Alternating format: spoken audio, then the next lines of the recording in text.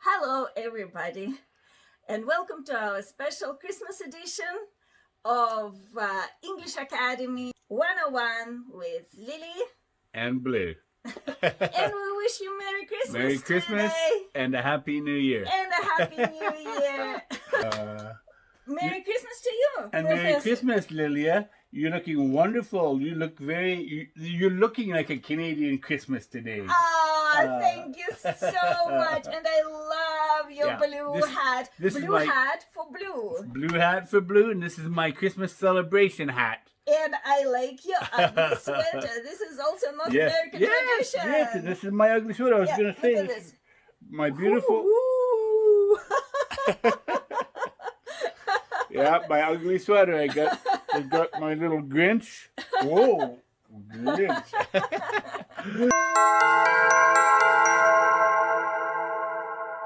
Professor Blue, you know what surprises me? What's that? I heard so many people asking me what is actually Christmas is about. And that really surprises me. Yeah. Because the clue is in the word. Christmas. And it's so funny that people don't think about it, right? But if you split the word, it's all about Christ. Yes.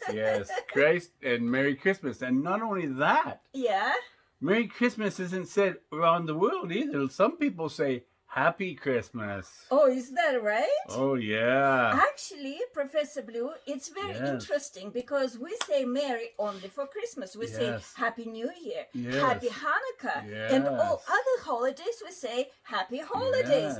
But we only say Merry Christmas for Christmas. But you are saying not all people say Merry Christmas. And no.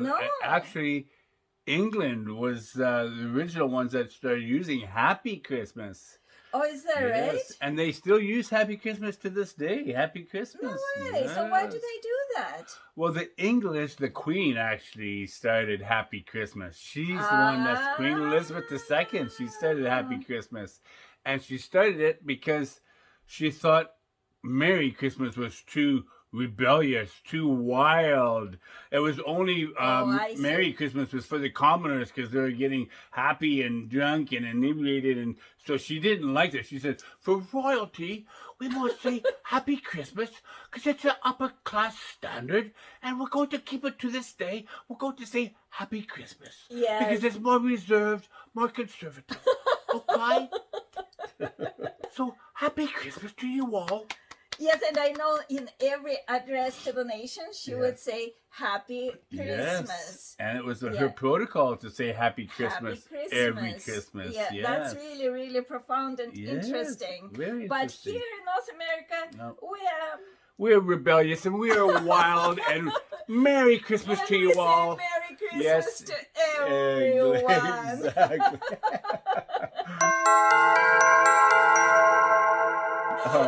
And do you know where the word Merry comes from? I have the history about that. Do you want to hear? Yes, I would love to hear that. Yes, you got one on Professor Blue today. What a Christmas celebration. Wow. I'm not under the gun this time. I did my homework. You did so. And it actually originates from the 16th century. From the 16th Yes, century, and it's also from England. Yes, so the bishop, for the first time, greeted the chief minister of England, the royal minister, with the words "Merry Christmas" and blessings. But then in 1843, Charles Dickens used Merry Christmas in his book, A Christmas Carol. And it is his nephew who shouted, "A Merry Christmas, Uncle!" And since then, we use Merry Christmas. And the same year almost, Queen Victoria started producing the Christmas cards. And the first commercial Christmas card said, "Merry Christmas." So it's quite recent, but also old at the same time. Professor Blue? Yes, young lady, Lilia.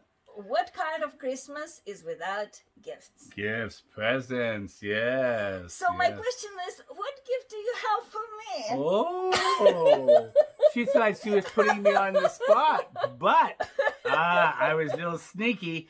I know she has a little Christmas tradition too, so I did bring her a little gift. See?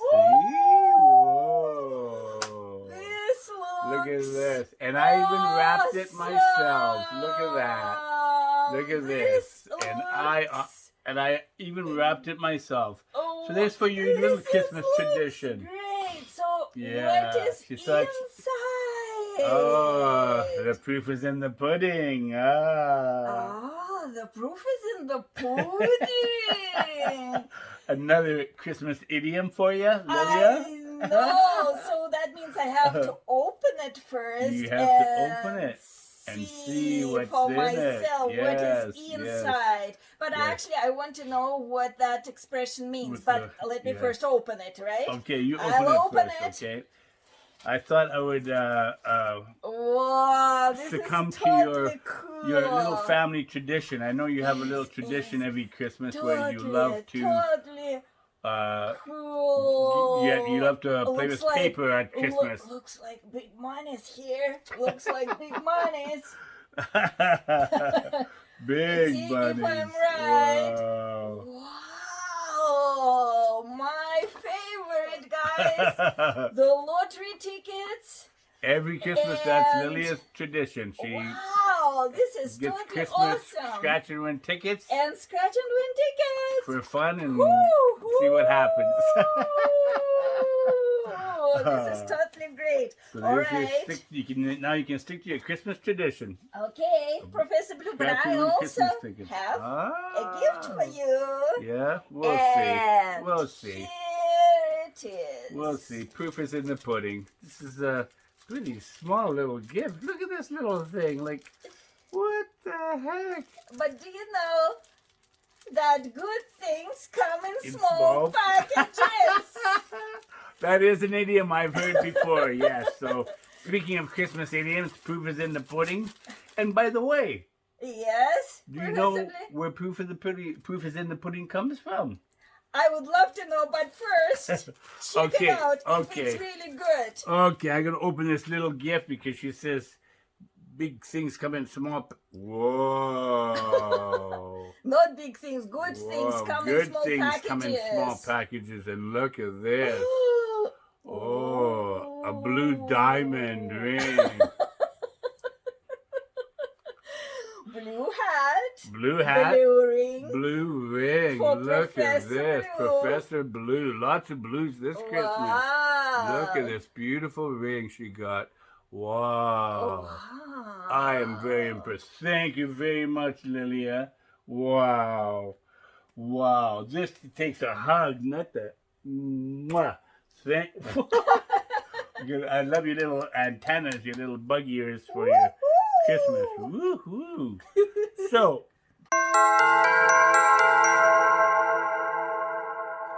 now, explain what it means. The proof is in the pudding. To my thinking, pudding is pudding, you know? Like, pudding is a sweet little delight, dessert. Yes. And why would even they mention pudding? Pudding, Why would you have to taste it first in order to know the proof? Actually, the first saying was the proof is in the eating of the pudding. So what? You eat like this pudding was actually not sweet at all. It was actually a sausage. It was a type of sausage, and that's what they called pudding, was sausage. It wasn't real sweet pudding dessert like you have today. It was a sausage. No way. And it originated in Ireland and in England. Poor people, the peasants in Ireland, and because the English authority and the crown were so harsh with them, they had to make do with what they had. They would put all these different mixed animal parts from the sheep, mostly from the sheep, into the pudding, and it was actually, this pudding was a sausage, and it was called a blood sausage, and they would mix it with blood and the intestines of the sheep, and pork, and different body parts of the sheep, and then put it in the sausage, And that's why they said proof is in the pudding, because until you taste it, you didn't know what was in you're it. eating. Yes, even. exactly. You didn't know what was in it until you tasted it. Oh, very smart. Now it makes sense. Yeah. It's really funny and interesting. And, wow. Yes, and today they have actually it's called a blood pudding that they serve at a special Christmas occasion. Is that right? In England, yes. Oh, and in Ireland, yeah. Oh. And the proof was in the pudding also meant how flavorful it was. Did it taste good? Oh, I see. And so because they had so much different ingredients in the sausage, I see. Everybody had their own recipe for making that sausage. And I would even be hesitant to even eat it. So you really need to know whether it is any good. Exactly. Because 50 people might say it's good, but you might think it's the absolute worst because it was of the ingredients that was made out of. Oh. Yeah. I'm kind of squeamish myself. I love my steak medium rare, but with putting blood and intestines in my sausage, that kind of grosses me out too. Yeah.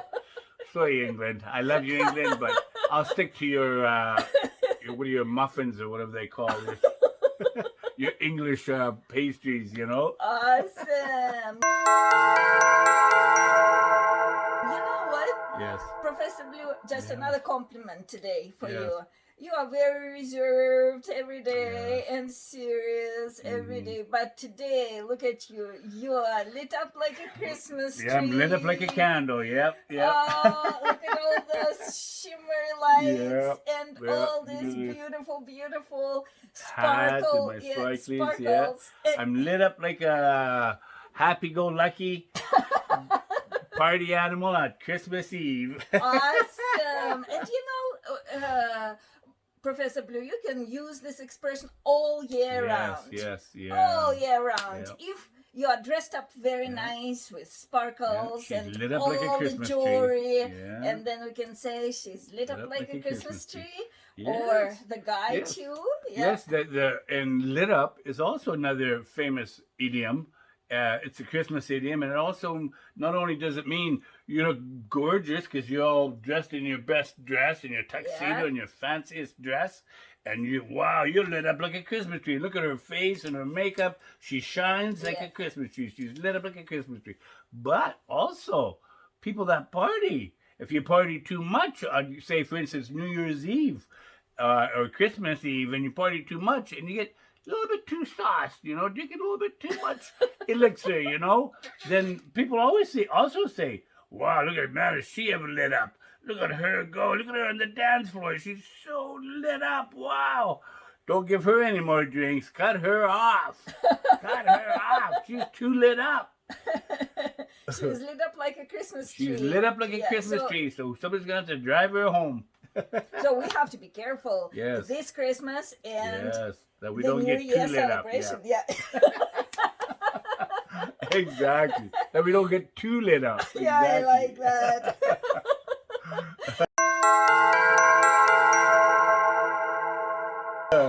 Professor Blue. Yes.